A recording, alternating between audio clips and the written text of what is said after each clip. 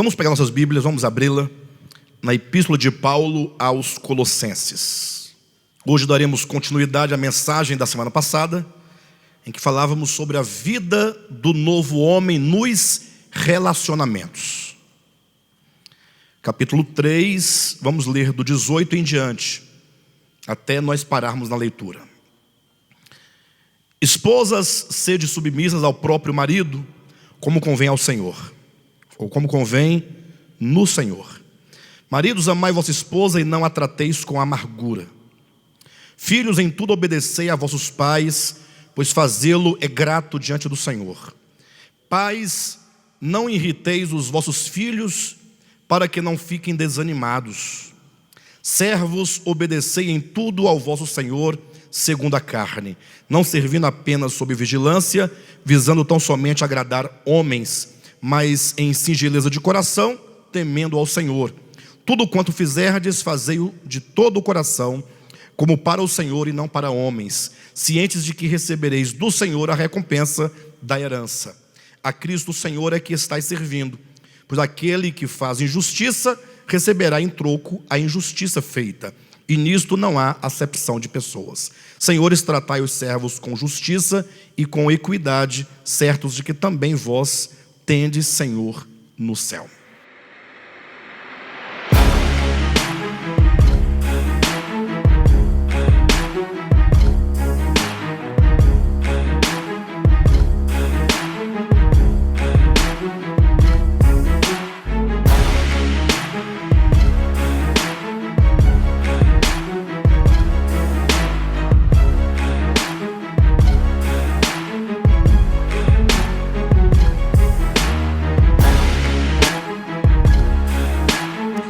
Interessante, né?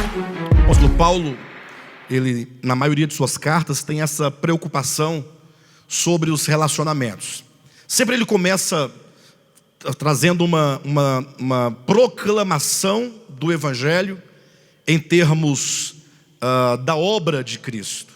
Ele começa geralmente nos céus, né? Ele começa com uma visão bem celestial, a exemplo de Colossenses, a exemplo de Efésios, começando mostrando essa obra de Cristo, como Deus, rico em graça, em misericórdia, Ele interveio na história humana, com salvação, com graça, com misericórdia, com perdão, com redenção, e Ele vai demonstrando esse mistério do Evangelho. O Evangelho enquanto a revelação do coração de Deus para salvar a humanidade.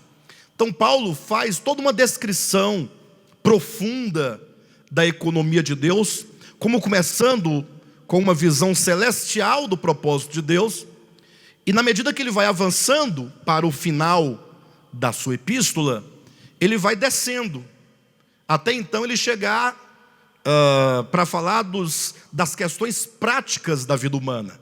Ou seja, o Evangelho não é meramente a proclamação de algo intocável, intangível, tão celestial que não alcança a vida do homem aqui na terra. Então, pelo contrário, o Evangelho, enquanto o poder de Deus, é o poder de Deus para a salvação de todo aquele que crer. E é importante ressaltar que essa salvação de que diz o Evangelho, ou diz ser o Evangelho, o poder de Deus para a salvação, não é mera salvação judicial. Infelizmente, o cristianismo, ao longo de toda a sua história, e até os dias de hoje, inclusive, tem falado sempre do Evangelho numa perspectiva meramente escatológica. Como assim? Eles anunciam o Evangelho, propõem ao homem o Evangelho, para que o homem creia no Evangelho, na promessa de que um dia, por ocasião da morte do indivíduo, ele vá para o céu e não vá para o inferno. Ou, na última das hipóteses, vivendo o indivíduo que creu no Evangelho até a vinda de Cristo, que ele vá para o céu, arrebatado vivo, e não sofra a penalidade eterna. Bem, embora haja algo de verdadeiro nessa visão, no sentido de que o Evangelho sim propõe uma salvação judicial e propõe uma salvação espaço-temporal, no sentido de nos levar para a eternidade, para um tempo eterno, sem dor, sem lágrima, né? Em que todas as coisas más já terão passado, onde vai prevalecer somente a bondade de Deus, a riqueza de Deus, a restauração de todas as coisas. Tem esse aspecto, lógico, mas o Evangelho, sobretudo, ele fala de salvação enquanto um evento, algo que acontece dentro do coração do homem, no sentido que só podemos falar de uma salvação escatológica após a morte ou com a segunda vinda de Cristo, como consequência de uma salvação que já operou no coração da pessoa aqui mesmo, nesta vida, aqui neste mundo, sobretudo no que diz respeito aos nossos relacionamentos para com Deus e para com o nosso próximo. Recentemente, aqui mesmo numa reunião dessa, uma pessoa nos visitando, ela interveio na história aqui que nós estávamos na mensagem, dizendo que a perfeição o homem só encontraria no céu, com a colocação da pessoa. Ele quer dizer no sentido que aqui na terra é isso mesmo que você está vendo, aqui nada vai mudar. Você creu e é isso mesmo. Quando você for para o céu, segundo ele, aí você será perfeito. Mas isso seria a negação do próprio processo, porque o homem não está simplesmente fadado a um lugar eterno de condenação. Na verdade, o problema do homem, do qual ele tem que ser salvo, é o problema do pecado que já opera dentro do coração humano. Então é preciso nós voltarmos o nosso olhar para o homem, para o coração do homem. É o coração do homem que precisa de salvação. No sentido, não é que o coração vai para o céu ou vai para o inferno. É no sentido de que o coração do homem, coração entenda como a sede de todas as suas emoções, a sua consciência, de suas vontades, como diz um livro de Provérbios, é do coração que procedem as saídas da vida. Então, tudo o que ocorre no mundo por nossa interferência tem origem no nosso coração. Como Jesus disse, é do coração que procedem os maus desígnios, é do coração que procede o adultério. Então, todas as coisas que nós vemos acontecer diariamente, né, tantas coisas ruins no mundo, a gente vê tanto homicídio, tanta violência, né, tanto adultério, pedofilia e tantas coisas que nós somos atingidos pelos noticiários.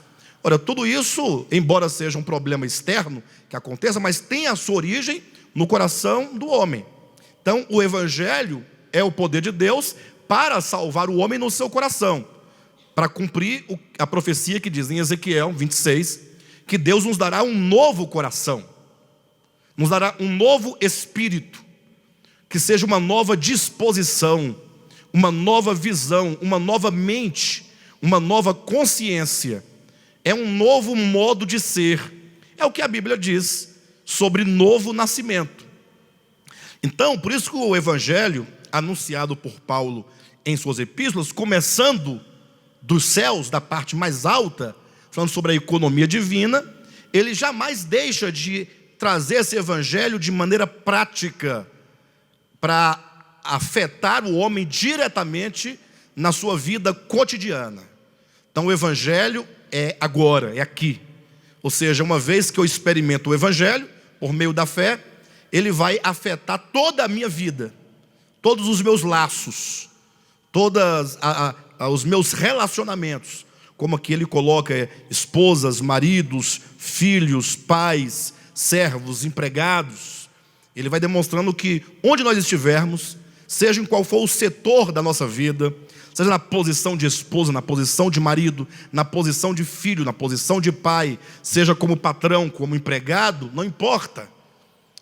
O Evangelho vai gerar um efeito para que as nossas relações ou os nossos relacionamentos, eles possam ser uma expressão da verdade, uma expressão de Deus, uma expressão do amor de Deus. Ora, quando Deus criou o homem, é dito que Deus criou o homem à sua imagem, conforme a sua semelhança. O que significa que Deus criou o homem para expressá-lo. Ora, o que é alguém à imagem e semelhança de outro? Então pense, primeiro é dito lá em capítulo 3 de Lucas, que o homem criado, Adão, portanto humanidade, é filho de Deus. Filho é a expressão, não é? Quando o filho é gerado, ele traz ali na sua natureza, né? No seu próprio sangue, o DNA, as características dos seus pais, não só características físicas, mas também traz consigo muitas informações que vão constituir o seu intelecto, a sua razão, durante toda a sua vida.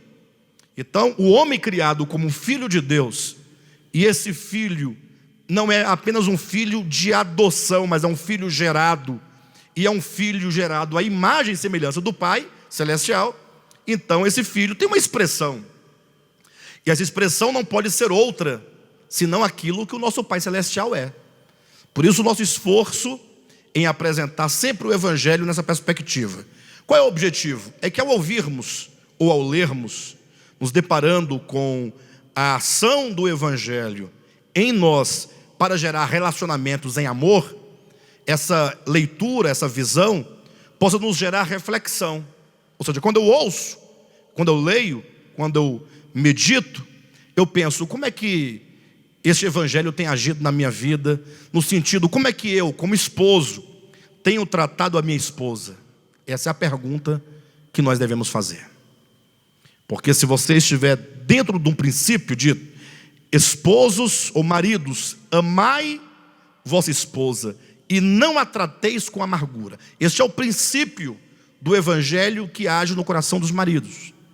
Aí quando você fala assim, poxa, eu não estou agindo de acordo com esse princípio do Evangelho. Ou seja, o Evangelho não alcançou o meu coração nesse sentido aqui, especificamente. Eu tenho sido talvez muito rude, muito áspero, ou eu não tenho tratado a minha esposa com a devida honra, com o devido respeito, com o devido amor, com a devida consideração. Logo você identifica então que existe uma área da sua vida que precisa ser iluminada pelo Evangelho, tratada pelo Evangelho e trabalhada pelo Evangelho. Aí você tem uma perspectiva. Ou seja, nunca se conforme pensando, não, a minha vida está boa, está normal. Não, graças a Deus que está bem. Que você está o quê? Caminhando. Mas essa caminhada é sempre um convite para que nós avancemos um degrau de consciência a mais. Ou seja, que nós consigamos vencer os nossos limites, os limites impostos pela consciência carnal, pela consciência caída, ascendendo para uma consciência ganha pelo Evangelho. As esposas, por sua vez, devem ler o princípio: esposas, sede submissas ao próprio marido, como convém no Senhor. E então ela tomar esse princípio e refletir.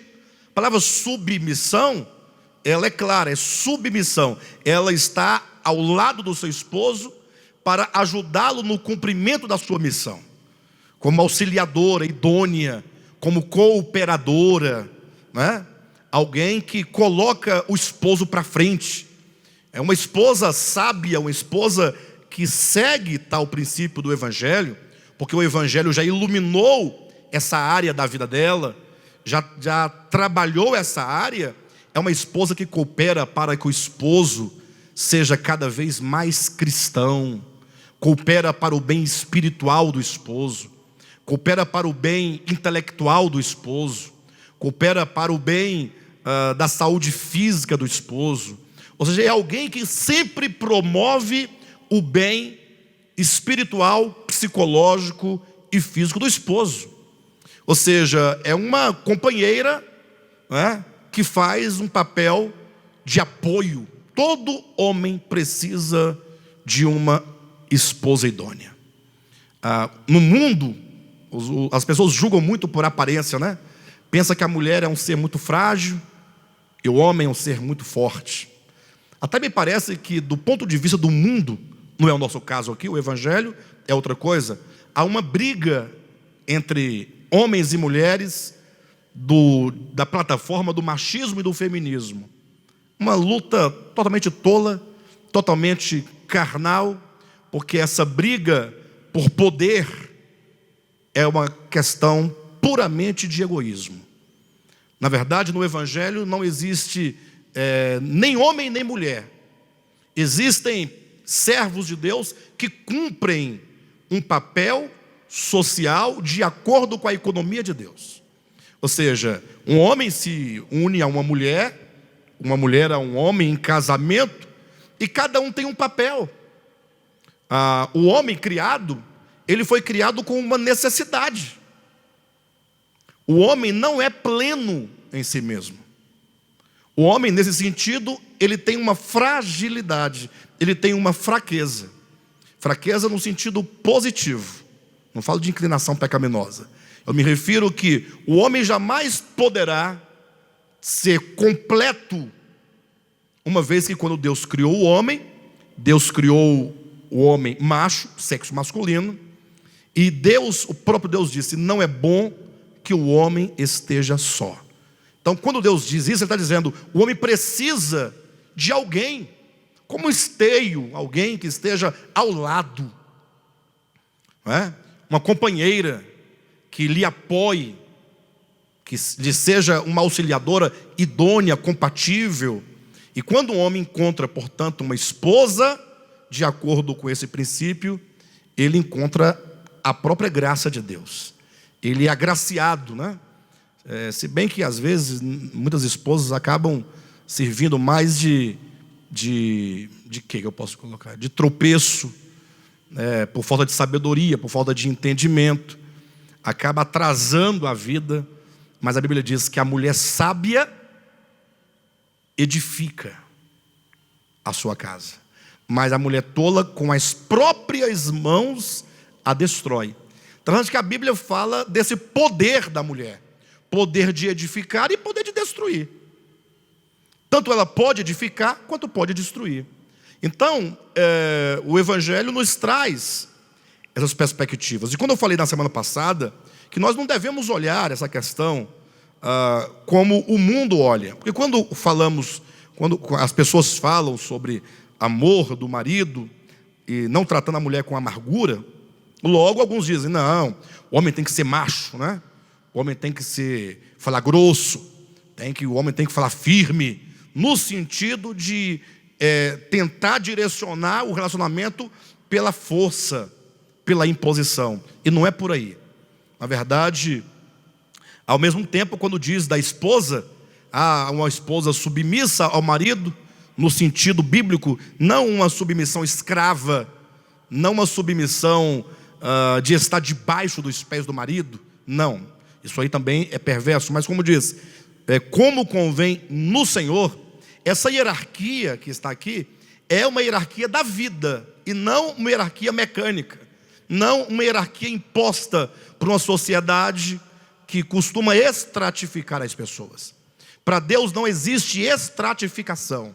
Para Deus todos têm o mesmo valor. Para Deus os papéis podem ser diferentes, mas o valor de todos é igual. Por isso Paulo fala que no corpo de Cristo não há judeu, nem grego, nem bárbaro, nem cita, não há homem e nem mulher, nem escravo e nem livre. Veja que não há estratificação no Evangelho. O Evangelho, ele coloca cada um na posição que deve estar. E se, portanto, agirmos em conformidade com o princípio do Evangelho, acontece que nós vamos ter um casamento ou um relacionamento conjugal saudável, feliz, completo e com a bênção de Deus. Quem é que não quer ter um relacionamento com a bênção de Deus? Então, é muito importante. E passando pelo versículo 20, quando nós paramos aqui na semana passada, filhos, em tudo obedecei a vossos pais, pois fazê-lo é grato diante do Senhor, e pais, não irriteis os vossos filhos, para que não fiquem desanimados. Aí Paulo vai trazendo como viver a prática do Evangelho no relacionamento pais e filhos. Interessante que em todos esses aspectos, marido e esposa, pais e filhos, patrões e empregados, são esses três aqui apresentados, todas essas funções ou essas posições, elas expressam, elas representam, são como que um reflexo do que Deus é para conosco e nós para com Deus. Se você olhar marido e esposa, você vai encontrar o marido aqui na terra, ele está numa posição espiritual para representar a Cristo em relação à esposa, e a esposa representar a igreja em relação ao marido. Ou seja, a vontade de Deus é que haja marido e esposa como Cristo e a igreja em tempos de fidelidade. No caso, em relação à igreja. Ou seja, uma igreja que ama a Cristo, uma igreja que serve a Cristo por amor, não é? Uma igreja que é fiel a Cristo, que ama a Cristo e é fiel a Ele, e vive para Ele, e um Cristo que ama a sua igreja de tal modo que dá a sua vida pela igreja. Então veja que são relacionamentos terrenos e humanos, mas que são elevados a uma categoria espiritual a ponto de representar Cristo e a igreja. Pais e filhos, a mesma coisa. Os pais na terra, eles estão aqui para desenvolverem um papel espiritual e simbólico, representando o Pai Celestial em relação a nós. Basta que você leia, por exemplo, Mateus, quando Jesus disse: a ninguém chameis de Pai, porque um só é o vosso Pai Celestial. Quando ele disse isso, e algumas pessoas que se encaixam dentro daquele texto que Jesus fala: errais por não conheceres as Escrituras, não tem esse texto? Vocês erram porque vocês não conhecem as Escrituras. Ora, mas os saduceus não conheciam as Escrituras? Ou não conheciam? Os judeus eram criados nas escolas, em grandes escolas teológicas. Um judeu, aos 7 anos de idade, ele já conhecia muito acerca da lei. Quando chegava na fase adulta, né, na fase da maioridade, ele podia se tornar um rabino, que ele estava totalmente capacitado. Ou seja, eles eram profundos conhecedores das Escrituras. Mas quando Cristo diz: errais porque vocês não conhecem as Escrituras, é porque a leitura que eles tinham da Escritura era uma leitura meramente intelectual, era uma leitura da literalidade do texto. Eles pensavam que a Bíblia era um livro, era um manual de conduta, de ritos. Eles não conseguiam absorver do texto a verdade que é a palavra de Deus. Eles não conseguiam tocar o espírito da palavra. E até hoje os crentes continuam desse modo. A igreja, tanto a igreja romana, tanto a igreja protestante, a igreja evangélica, continua com essa leitura deficiente. Muitos leem, está vendo? Não pode chamar ninguém de pai. E aí tem aqueles que acreditam que você não pode chamar o seu próprio pai de pai. E aí ele entraria numa contradição, porque a própria Escritura diz: honra a teu pai e a tua mãe, não diz? Ou não diz? Ora, como é que no lugar diz honra a teu pai e a tua mãe, e no outro em outro lugar diz: não chameis a ninguém de pai? Ora, é para honrar o pai ou não posso chamar de pai? Como é que é essa história? Não parece uma contradição? Mas não há nenhuma contradição.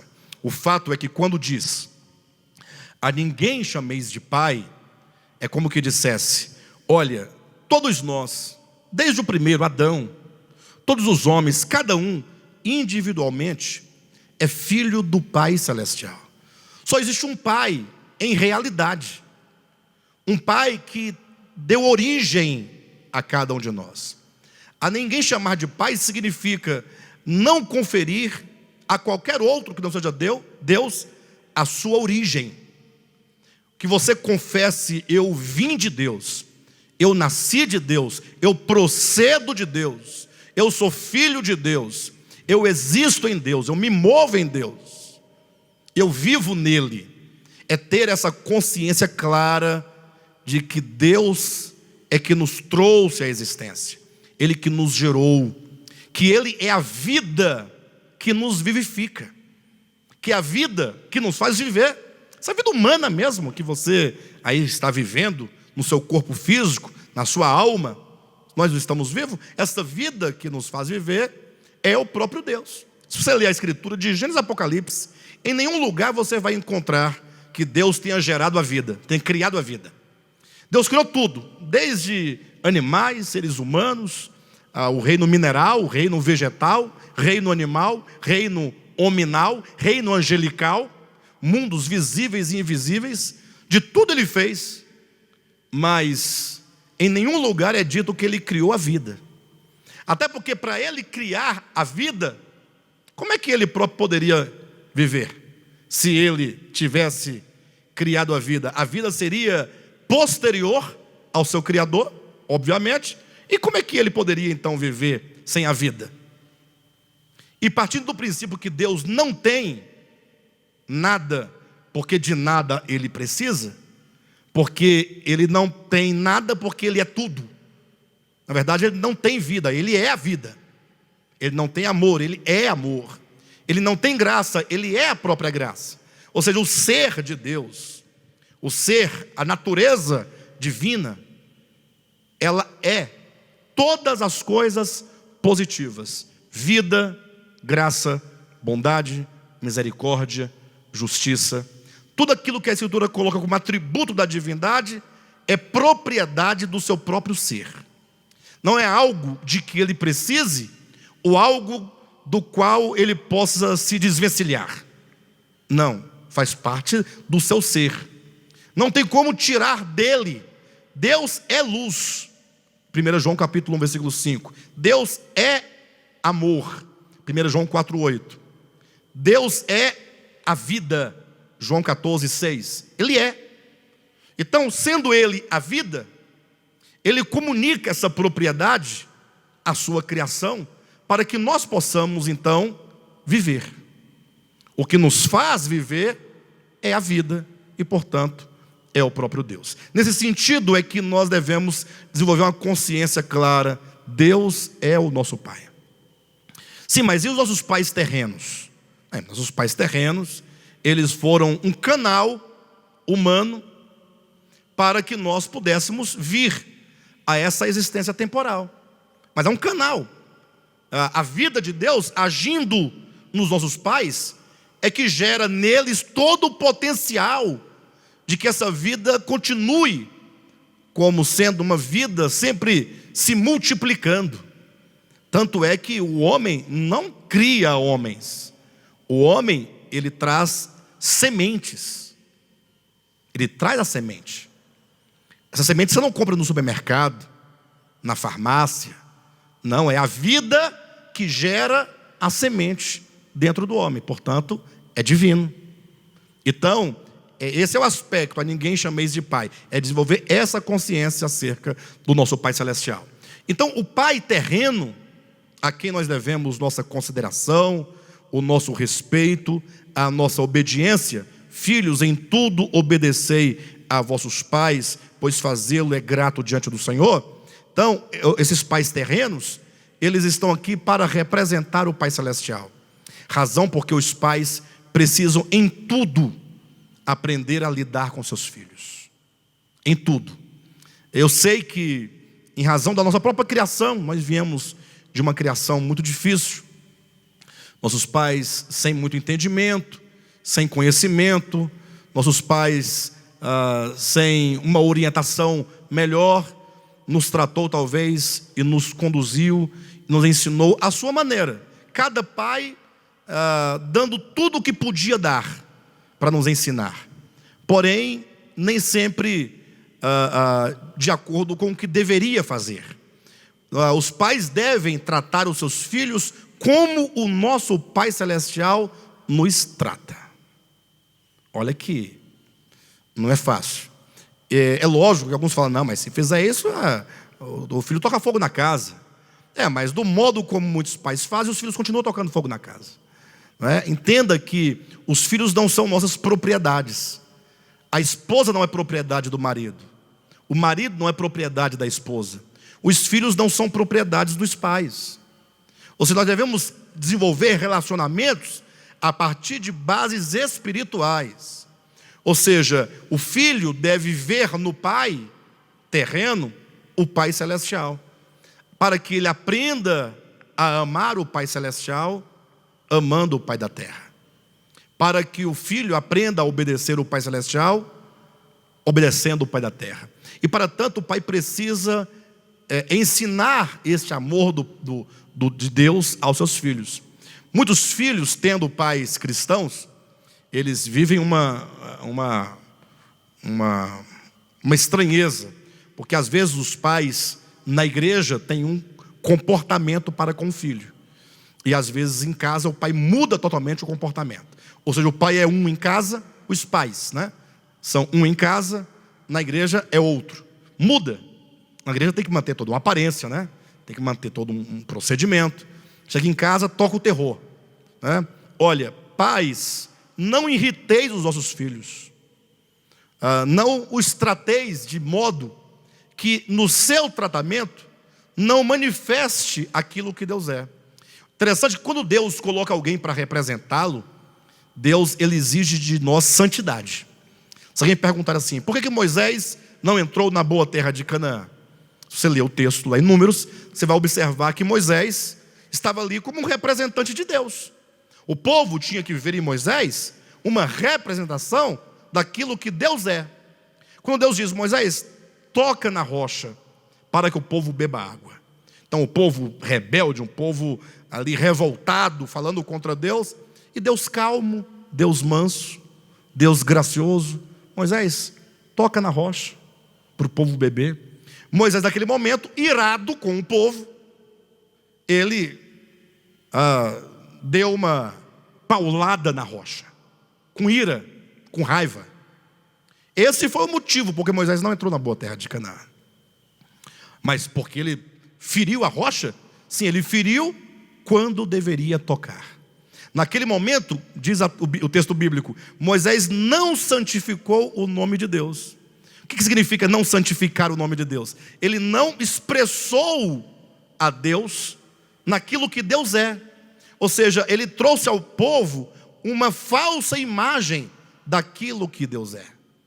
Então, quando nós não representamos bem a Deus, nós pecamos.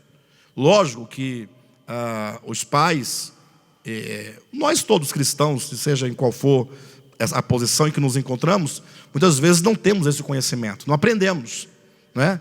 Nós não aprendemos esses aspectos do Evangelho, e por isso talvez tenhamos errado muito. Mas na medida que nós vamos aprendendo, vamos sendo iluminados, nós vamos mudando o nosso comportamento. Por exemplo, eu tenho 2 filhas, então já tratei minhas filhas das maneiras mais horríveis que vocês possam imaginar. Na minha carnalidade, na minha brutalidade, na minha falta de crescimento, na falta de consciência espiritual. Não é? Afinal de contas, eu tenho 22, 23 anos de casado. Então, a minha filha mais velha tem 20 anos de idade. Então, o que acontece? Nesse sentido, não estou aqui dizendo para os irmãos que eu sou um anjo que desci do céu e tal. Não, mas eu quero dizer que na medida que nós vamos compreendendo, que vamos sendo iluminados, nós vamos buscando nos colocar de acordo com o Evangelho. Hoje, por exemplo, minhas filhas não são forçadas a nada. Imagine só, seus filhos vão crescendo, e aí você vai vendo seus filhos escaparem da sua mão. Vocês são pais, sabem disso. Vai ficando mais difícil criar filhos, porque os filhos, quando são bem pequenininhos, eles não têm vontade nenhuma. A vontade é sempre dos pais. Os pais saem para a igreja, leva o filhinho no colo. O filho não vai dizer que não vai para a igreja. Está no colo do pai, no carrinho de bebê, vai ficando um tenrozinho, né? 2, 3, 4, 5 aninhos, também vai. Filho sempre acompanha pai. Quando é pequenininho, para a igreja, para o supermercado, vai fazer uma viagem, vai com os pais. Sem os pais, eles nem saem de casa. Mas quando eles vão ficando adolescentes, que já começam a ir à padaria sozinhos, já começa a pegar um ônibus sozinho, já começa a ter um círculo de amigos fora da casa dos pais, já começa uma certa expectativa de ter um próprio dinheiro, não é isso? Vai entrando na puberdade, vai criando gostos. A gente descobre que os filhos são gente, que filho tem vontade. E às vezes os pais não querem admitir que os filhos têm uma vontade. Não, é assim e acabou. Não é porque não, porque é assim. Mas eu tenho vontade, não tenho? Eu, Alexandre, com quase 50 anos de idade. Não, os filhos também têm vontade, são seres humanos como eu, não é? Então, muitas vezes, querendo impor a minha vontade sobre os filhos, ou a vontade dos pais sobre os filhos, às vezes isso é possível pela violência física, ameaça, a casa vira um inferno, é uma coisa difícil. E tem pai que ainda vai buscar texto na Bíblia para castigar o filho com vara. Aí já pega logo umas varas lá de goiaba e já faz os vergões nas costas do filho, e lá e vai daí para frente. E o filho vai, embora aceite aquele castigo dessa maneira dos pais, aquela violência dos pais, às vezes o filho aceita, é o pai, né? Mas muitas vezes o filho não pode ver no pai aquilo que Deus é para nós. Já imaginou se toda vez que nós errássemos em relação ao Pai Celestial, o pai usasse uma vara para atacar nas suas costas? Toda vez que você errasse, quebra uma perna. No outro dia você errou, quebra a outra perna. No dia seguinte você errou de novo, quebra o pescoço. Depois você errou de novo, um infarto. Depois, pronto, fulminante. Eu sei que tem crentes que pensam assim, que vivem ameaçando, fulano está assim porque Deus está pesando a mão, está assim porque... Mas isso não é o ensinamento da Bíblia. E até quando a Bíblia diz que Deus, enquanto Pai, disciplina a todo filho que ama, essa disciplina é no sentido de que Deus permite que algumas coisas nos aconteçam, para que essas coisas nos acontecendo, nós venhamos aprender a obediência, aprender o caminho da santificação. Imagine só, Deus é todo poderoso, Ele pode todas as coisas, não pode? Ou não? Eu falo, por que às vezes Deus, enquanto um Pai tão amoroso, Ele nos permite passar por situações tão difíceis? Nós não passamos? Nós somos afetados por coisas negativas. Vem uma enfermidade. Foi Deus que colocou. Não, Deus não coloca enfermidade em ninguém. Deus é luz, e nele não há treva nenhuma. É como diz Tiago na sua epístola: pode de uma única fonte jorrar água salgada e doce ao mesmo tempo? Pode jorrar? Não. Ou vai jorrar água amarga ou água doce. De Deus só procede vida, graça, bondade, tudo maravilhoso. Ele é tudo de bom, Ele é o bem de que tanto os antigos falavam na sua filosofia. Ele é o bem supremo, Ele é o belo supremo. Agora, quando o pecado entrou no mundo, pelo pecado entrou a morte. A morte, ela vem do pecado, ela não vem de Deus. E a morte, entre o pecado e a morte, estão todas as filhas do pecado, que conduzirão até a morte: as enfermidades, a dor, a angústia. Por isso que quando Deus restaurar todas as coisas, é dito: não haverá dor, nem morte, nem pranto, porque todo o problema do pecado já foi tratado. Agora Deus, Ele permite, sendo Ele todo poderoso, Ele permite que muitas coisas nos sucedam. Então, quando nós ficamos enfermos, e Deus podendo curar, porque Ele pode, tem o poder, e sendo um Pai tão amável, por que muitas vezes não cura? Porque Ele usa aquele mal que não tem origem nele, mas no nosso próprio pecado, no nosso próprio procedimento, Deus permite que aquilo nos ensine algo. Essa é a disciplina do Pai. A disciplina de Deus, ela é baseada numa lei que o próprio Deus criou. É a lei da semeadura e da colheita. Ele diz: olha, de Deus não se zomba. Aquilo que o homem semear, isso também ceifará. Então, voltando à questão dos pais, os pais precisam ensinar aos seus filhos, por meio de palavras e de procedimento, aquilo que é o nosso Pai Celestial. Temos que usar de graça, de misericórdia, temos que educar nossos filhos no temor do Senhor, conduzindo-os sob disciplina, em amor, para que nossos filhos possam aprender a amar o nosso Pai.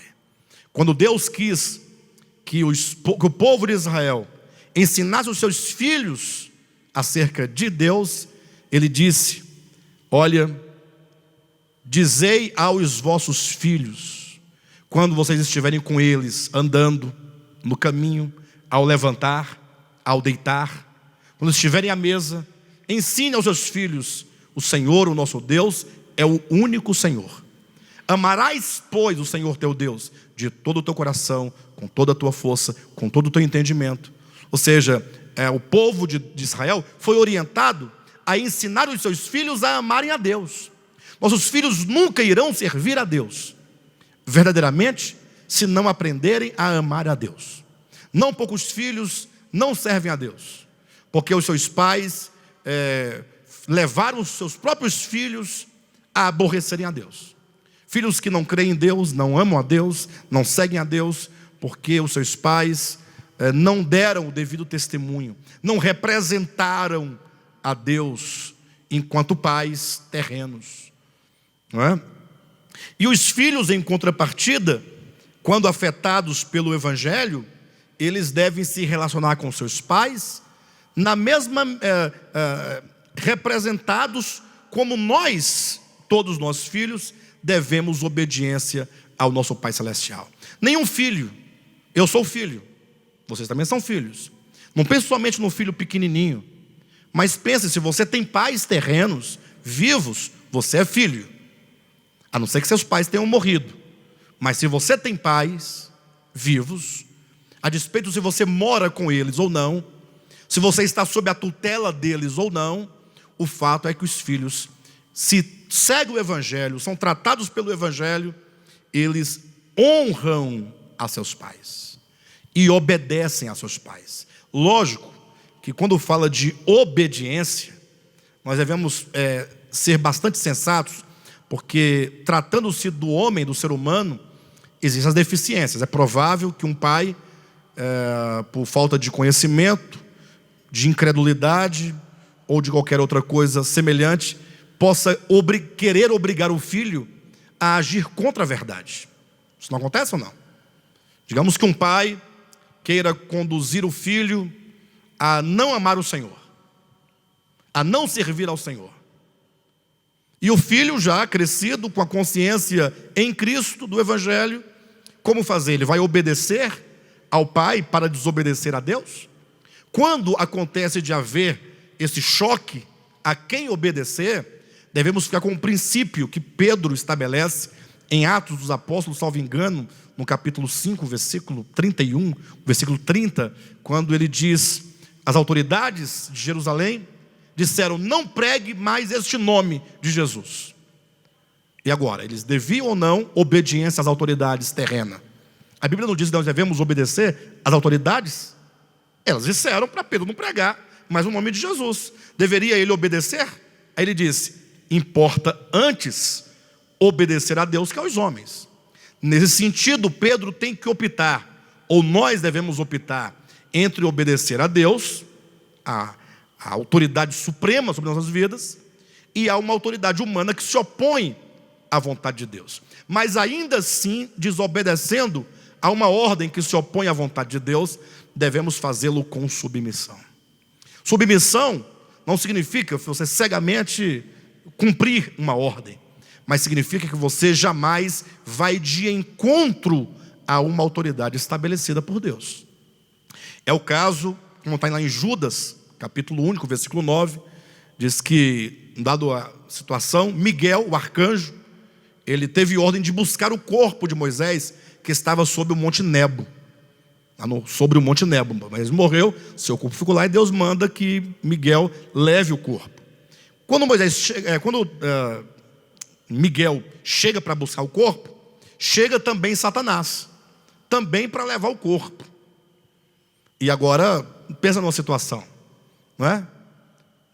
Miguel leva o corpo ou deixa o corpo Satanás levar? Satanás não vai abrir mão. Então vai ter um problema aqui. Vai ter um problema, vai ter uma batalha aqui. Então seria o momento de Miguel, sob a ordem e o comando do Altíssimo, agora se aproveitar dessa circunstância e falar umas boas verdades para o capeta, né?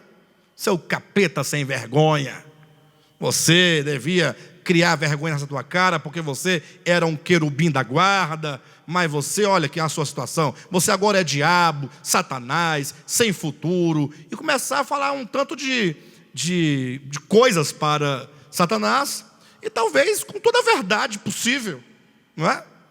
Ali, até lançando palavras de condenação sobre ele. Mas, diz a Escritura, que Miguel, por conhecer a autoridade, saber do princípio da autoridade, a autoridade é um princípio. Toda autoridade, ela é estabelecida por Deus. Temos que entender isso. Não significa necessariamente que é Deus quem diz: o Bolsonaro será o novo presidente. Não, quem escolheu fomos nós. Nós, brasileiros, né? Vamos lá, sufrágio universal, fizemos nosso voto e ele foi eleito. Uns não votaram nele, tudo bem, mas a maioria venceu e ele vai. A partir do momento que houve um consenso de se estabelecer tal pessoa, esta pessoa recebe a bênção de Deus, no sentido de que agora ele é um representante de Deus. Se ele vai fazer bom uso ou mau uso, é um outro departamento. Mas é uma autoridade constituída. Respeitar as autoridades, estar submisso às autoridades, é um princípio para todas as pessoas que querem viver felizes. Todos os que querem ter paz ou vida longa sobre a terra. Honra a teu pai e a tua mãe, para que se prolonguem os teus dias sobre a terra. Olha esse princípio, como que é dito aqui em Judas. Abra sua Bíblia. É o penúltimo livro da Bíblia, antes de Apocalipse. Judas, em seguida vem o Apocalipse. Judas é um capítulo único, não é? Só tem um capítulo. A gente diz capítulo único, né? Capítulo 1, não, capítulo único. Aí o versículo 9. Eu vou ler o versículo 8 para dar maior sentido. Veja o que diz: ora, estes da mesma sorte, quais sonhadores alucinados, não só contaminam a carne, como também rejeitam governo e difamam autoridades superiores. Preste atenção. Difamam autoridades superiores. Quem aqui quer a bênção de Deus? Entenda, a bênção de Deus, eu não estou oferecendo bênção para ninguém. Como diz por aí. Isso aqui é um princípio. Isso aqui é um princípio divino. Isso aqui é uma semente. Não sou eu que vou te dar a bênção. Eu quero dizer, quantos desejam uma vida em paz com Deus, uma vida próspera, espiritual, firme, tem que conhecer esse princípio. A Escritura tem vários princípios da vida. Uma vez cumpridos esses princípios, você tem o resultado. Na verdade, todos os princípios, eles são sementes. Mesmo os princípios negativos. Quando você quebra um princípio positivo, você está semeando uma semente oposta àquele princípio.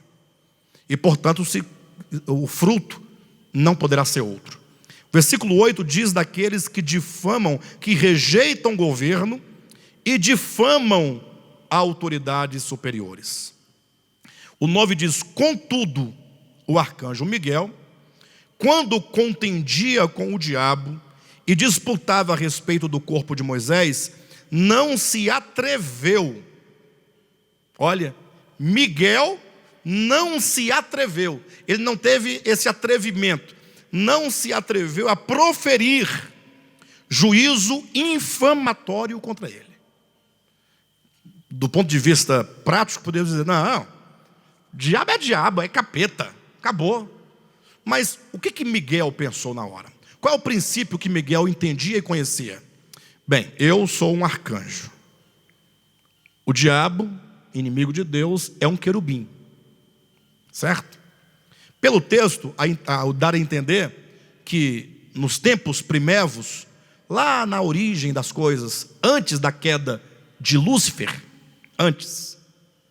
Miguel estava subordinado a ele, antes da queda. Com a queda de Lúcifer, Miguel não acompanhou a Lúcifer com a terça parte. Ele continuou aqui do lado de Deus. Então ele continua dentro do reino de Deus. Agora, depois de tanto tempo, se encontram novamente os dois. Aquele que era a sua autoridade, quando fora estabelecido no princípio, e Miguel, que estava sob o governo do outro. Então poderia até argumentar: não, você caiu, já era, meu irmão, acabou. Mas Miguel, ele entendeu: não, quando Deus me criou, Ele me pôs debaixo dessa autoridade. Se ele caiu, isso não é um problema meu. Eu sou o servo de Deus. Ele também é um servo de Deus. Há um Senhor meu, que é um Senhor dele. Então, não cabe a mim, o servo, julgar o outro servo, o servo alheio. Não cabe a mim querer proferir juízo de infâmia contra o outro. Ou seja, Miguel não se atreveu, e olha a palavra atrevimento, interessante, né? Poderia dizer, Miguel não pronunciou, não se atreveu. É um atrevimento alguém tentar justificar o proferir juízo contra uma autoridade, por mais que essa autoridade seja o capeta. Entenda a autoridade quando colocada por Deus, certo? Na verdade, eu coloquei aqui o caso de que Miguel, muito provavelmente, estava sob o comando dele outrora. Então não houve esse atrevimento. Então Miguel falou: não, mas eu sei que ele é diabo, eu sei de tudo sobre ele, mas não cabe a mim o juízo. Então ele não proferiu o juízo infamatório, de infâmia, de tirar-lhe a fama. Isso acontece tão constantemente quando um filho, ou mesmo um cidadão, em relação a qualquer autoridade sobre a sua vida, sai difamando aquela pessoa, tirando a honra e a fama. E eles falam: não, mas é porque é verdade. Não, eu não estou falando que não é verdade. Eu quero dizer que você não é o Senhor da vida dele. Não cabe a você o juízo. Se você não pode permanecer ali, sob aquela liderança, sai, né? Comunique e vá viver o melhor, da melhor maneira que você puder, mas que nunca saia da sua boca um juízo infamatório. Quantos assim procedem receberão o resultado, né? Então veja que é dito que Miguel não se atreveu a proferir juízo infamatório contra ele. Pelo contrário, disse: o Senhor te repreenda. Olha, ele não disse Deus te repreenda, ele não disse o Altíssimo te repreenda, ele disse o Senhor. Quando diz o Senhor, ele quer dizer, você é servo dele, e ele é o seu Senhor, não sou eu que sou o Senhor. Então, que o Senhor repreenda você. Nem eu próprio estou dizendo eu te repreendo, mas que o Senhor te repreenda. Esse é um princípio. Então, quando acontece de haver uma família em que esposo, esposa, pais, filhos vão compreendendo esses princípios e vivendo esses princípios divinos, nós temos uma representação do reino de Deus, prática. E aí está a bênção de Deus. Não raras vezes nós sofremos muito com família, né? Minha família sofre, a sua sofre, a outra sofre, e é um problema, outro problema, uma dificuldade. E às vezes até hoje nós colhemos frutos de erros nossos do passado. Tem coisas que nós vamos colher até morrer. Não é fácil. Infelizmente as coisas são assim, é um princípio, não é? Você errou lá atrás na família, isso vai refletir aqui na frente. Então assim, eu falava que nós erramos às vezes no passado, e isso nos acompanha. E às vezes não é possível mudar a situação. Talvez eu esteja falando hoje a paz, né, que pessoal assim, poxa, mas logo depois de tantos erros que eu venho ouvir uma mensagem dessa, né? Poderia ter ouvido isso no princípio, aplicado do princípio, mas é assim mesmo, em tudo tem um aprendizado, né? Se aconteceu, o certo agora é tomar a maior lição dos nossos sofrimentos causados pelas nossas atitudes. Os sofrimentos resultantes das nossas atitudes geram aperfeiçoamento quando considerados, quando percebidos, e quando nós então, vendo-os, tomamos uma atitude diferente a partir de então, não é? E ele continua, o apóstolo Paulo continua falando sobre servos e senhores. Interessante que até mesmo essa relação de patrão e empregado, usando os termos mais adequados para os dias de hoje, essa relação patronal, empregatícia, não existe. Você é empregado de uma empresa e lá tem um patrão, ou você é o patrão que tem vários empregados. Até nessa relação deve ser manifestado o amor de Deus. Ou seja, um empregado, se é servo de Cristo, se está tocado pelo Evangelho, alcançado pelo Evangelho, ele vai ser um empregado diferente de todos os empregados. E se for um patrão afetado pelo Evangelho, será um patrão diferente também, porque o Evangelho gera mudanças em todas as áreas da nossa vida. Olha o que é dito sobre os empregados, olha, versículo 22. Servos, obedecei em tudo ao vosso Senhor, segundo a carne, não servindo apenas sob vigilância. Ó. Ou seja, quando ele não estiver presente, continue a cumprir o seu dever, não pare, não queira ludibriar o seu patrão. E olha que isso é uma tendência natural do ser humano, quando o patrão não está presente, relaxar, não cumprir com o serviço, ir embora mais cedo, ir dormir, uma série de coisas que acontece. Mas olha em qual nível é colocada essa questão: não servindo apenas sob vigilância, visando tão somente agradar homens, mas em singeleza de coração, temendo ao Senhor. Tudo quanto fizerdes, fazei-o de todo o coração, como para o Senhor e não para homens. Servir a homens, o patrão é um homem, como quem serve ao Senhor. Ter o patrão, o Senhor, segundo a carne, como uma representação do Senhor a quem eu sirvo. Então eu sirvo ao Senhor Deus de um modo, e devo ter esse mesmo procedimento de serviço para o Senhor segundo a carne. Olha que maravilha. Este é o Evangelho. Quando o Evangelho trabalha em nós, tudo muda. Tanto que quando nós começamos a falar, se formos detalhar cada aspecto do Evangelho na vida prática, tomando o livro de Efésios, que é muito rico, o livro de Romanos, capítulo 12, 13 e 14, que é muito rico, Colossenses, que é muito rico, porque todas as epístolas trazem aspectos práticos, cotidianos, prosaicos na nossa vida.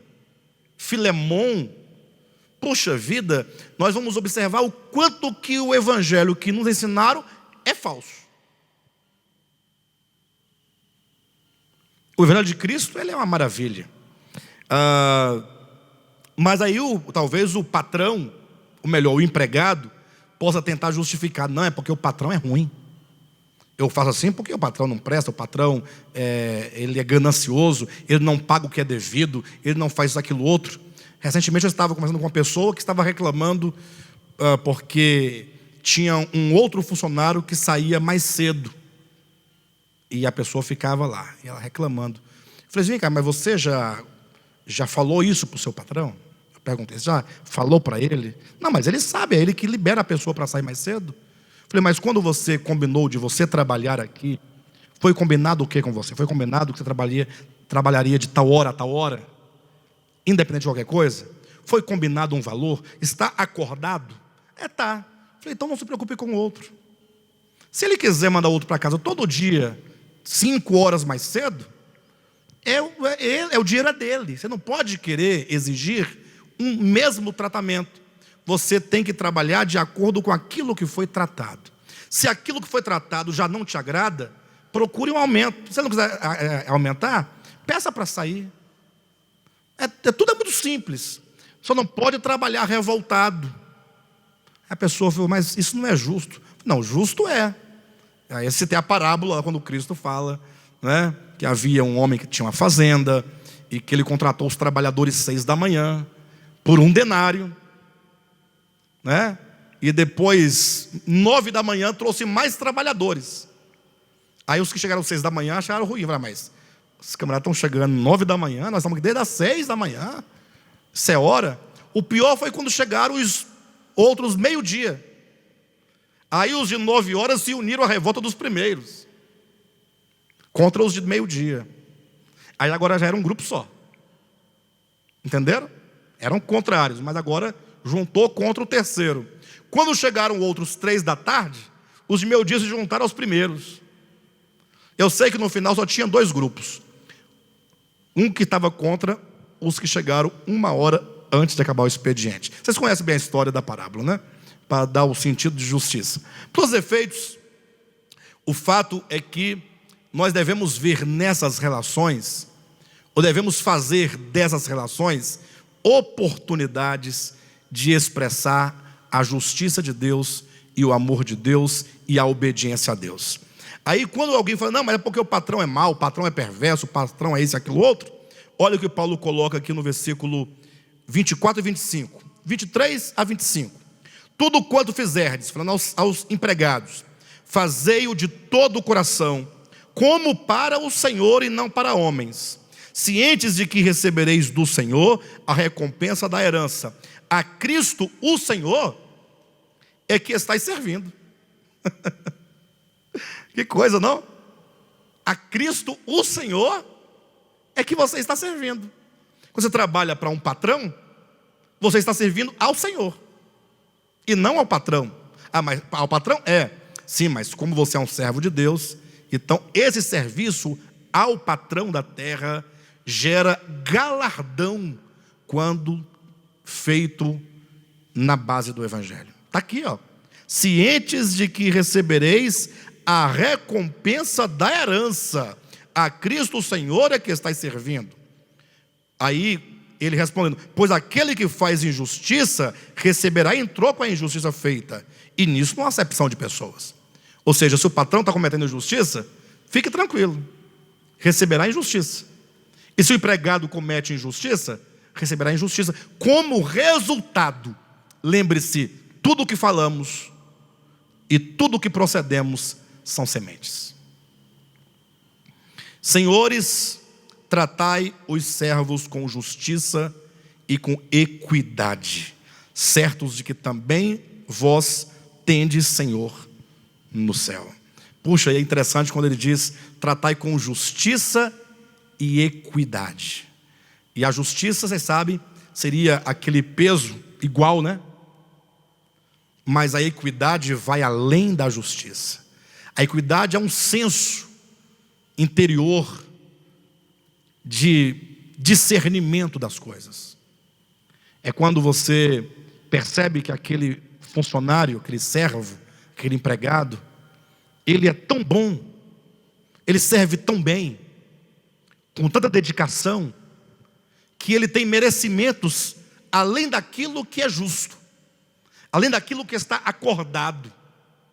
É quando você sabe tratar bem o seu funcionário, porque você também está afetado e trabalhado pelo Evangelho. Bem, em suma, dá para perceber claramente como que o Evangelho é uma coisa maravilhosa.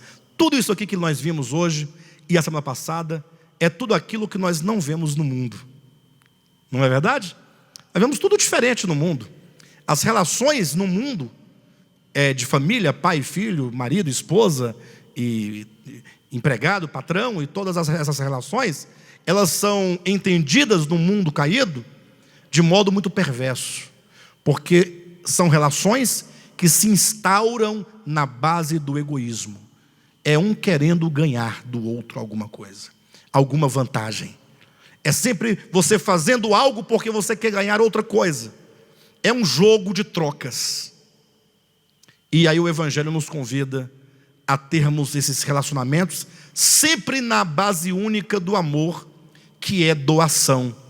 É o marido que se doa enquanto esposo. Todo marido está na posição de doação. A esposa na posição de doação. Os pais, doação. Os filhos, doação. Os empregados, doação. Os patrões, doação. Tudo isso aqui é Paulo demonstrando como é a vida e os relacionamentos no reino de Deus, expressão do novo homem. Tá bom, queridos? Maravilha?